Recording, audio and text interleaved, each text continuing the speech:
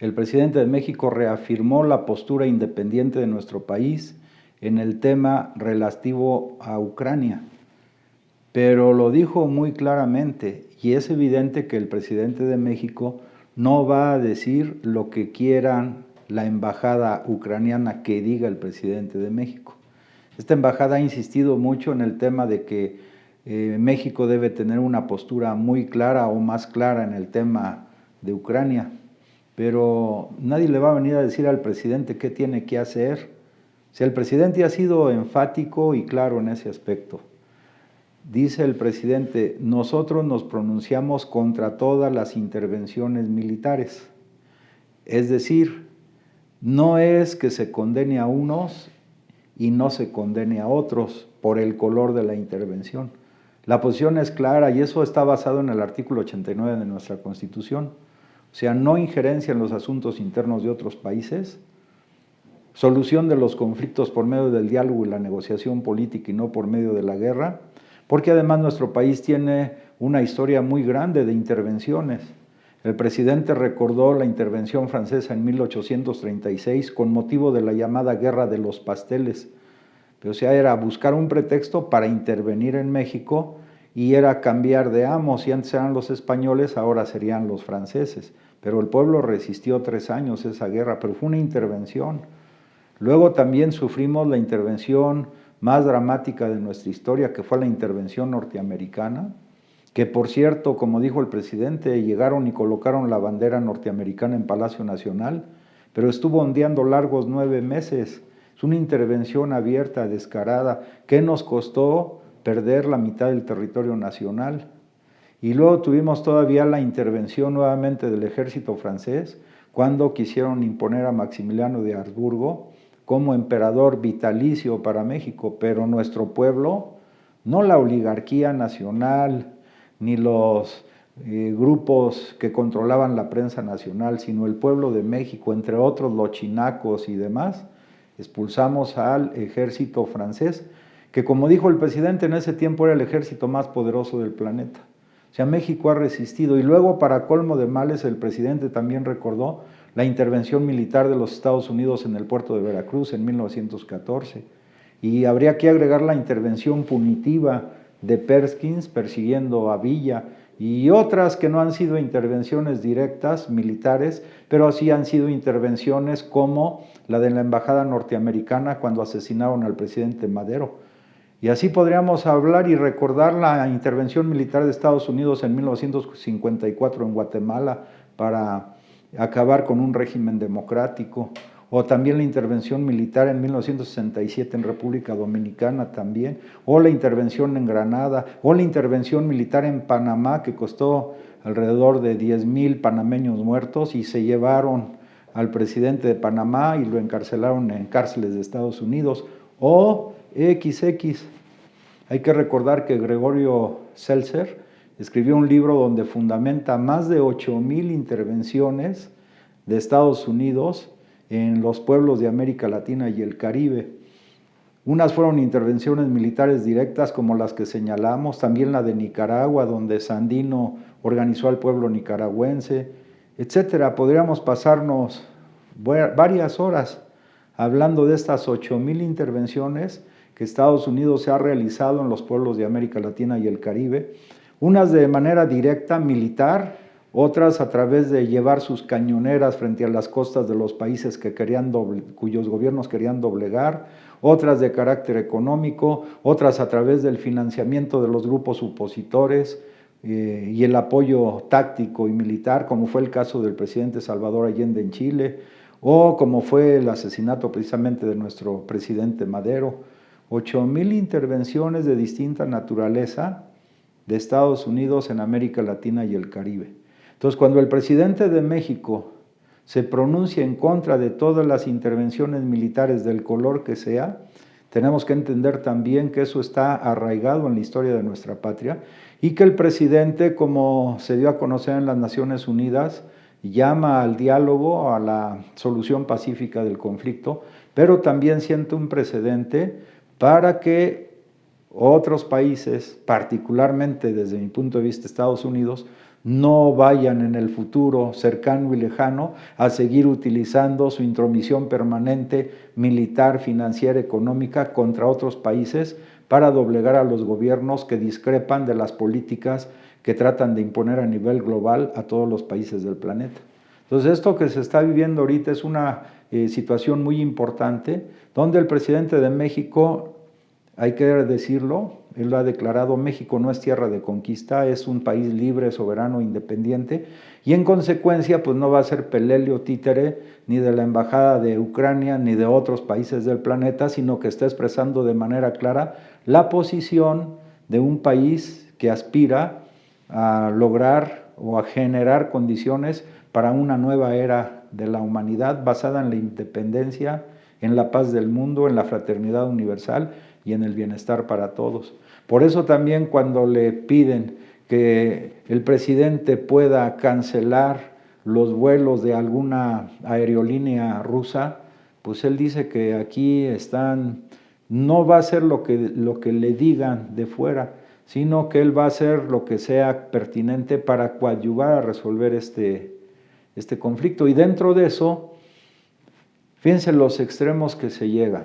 Del país Ucrania y de su embajada en México, pues al tratar de manera inapropiada, nada diplomático, las versiones que a través de las redes emitió uno de los periodistas de México. Cuando no van a ser los periodistas de México independientes lo que diga tampoco la embajada de Ucrania. Cuando al final se molestan porque el periodista mantiene su posición independiente y finalmente, fíjense, nada diplomático, o sea, no sé qué les pasa en esa embajada. Le dicen, insultan al periodista diciéndole que entonces va a seguir difundiendo noticias favorables a Rusia y que cómo le pagan, si en rublos o en tamales. Bueno, el presidente también hizo alusión a ese tema el día de hoy. Dice, seguramente no saben que los tamales son muy sabrosos, pero esto ya es una situación aberrante de desesperación, de que de acuerdo a diversas fuentes, pues hay sectores profascistas o nazifascistas que en Ucrania han estado sometiendo a la población, sobre todo en las regiones de Donetsk y Lugansk, durante casi 8 años. No, aquí las cosas son más profundas y el gobierno de México es un gobierno muy serio. Por eso fijó su posición muy claramente. Hoy también el presidente dio a conocer un video donde supuestamente el presidente Vladimir Putin se molesta con el presidente de México, pero el mismo licenciado López Obrador dijo que era un video truqueado, o sea, traducen mal, o sea, puras fake news. Por eso el presidente reafirmó también el criterio de que el tema de las noticias falsas, de la utilización de los medios de comunicación para mentir impunemente, no es un tema solamente de México, es un tema de orden internacional, donde algunos grupos de la oligarquía internacional y de las oligarquías nacionales han capturado prácticamente el grueso de los medios convencionales de comunicación, prensa, radio y televisión. Entonces estamos enfrentando esa situación hasta en detalles como el que acabamos de mencionar. Por eso el presidente de México está planteando que se tiene que revisar a fondo el manejo de la información a nivel internacional para que efectivamente se difundan de manera objetiva las noticias y no de manera cínica se estén difundiendo mentiras, calumnias, chantajes. Eso ya no opera en nuestro país con el presidente que tenemos. También hay que recordar en el caso de... El presidente sacó una encuesta el día de hoy, que sacó el Universal, donde las preferencias del pueblo de México sobre el gobierno de López Obrador están al 65%. Fue una encuesta telefónica, dice él. Si se hace la encuesta con las personas, o si se incluye en la encuesta personas que no tienen teléfono, pues seguramente está en más del 70%. Entonces el presidente dice, de nada le sirvió estar gastando tanto dinero para difundir la noticia en relación al hijo del presidente, de nada le sirvió. Y luego mostró una encuesta de carácter internacional donde también el primer lugar lo tiene el presidente hindú y el segundo lugar a nivel internacional lo tiene el presidente de México, según esta encuesta, con el 65% de aprobación.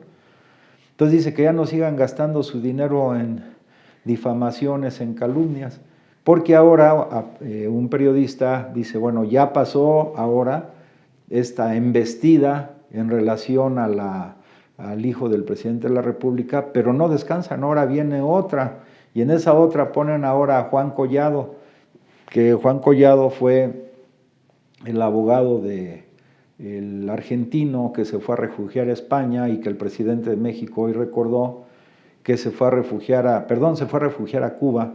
Hoy recordó el presidente de México que en aquel momento pues él era jefe de gobierno de la Ciudad de México y envió una carta al gobierno cubano porque sabía que Salinas también estuvo un tiempo en Cuba, pero el presidente dijo que un gobierno revolucionario como es el de Cuba pues no podía, en otras palabras, ser cómplice. No dijo eso exactamente, pero favorecer una situación de esa naturaleza.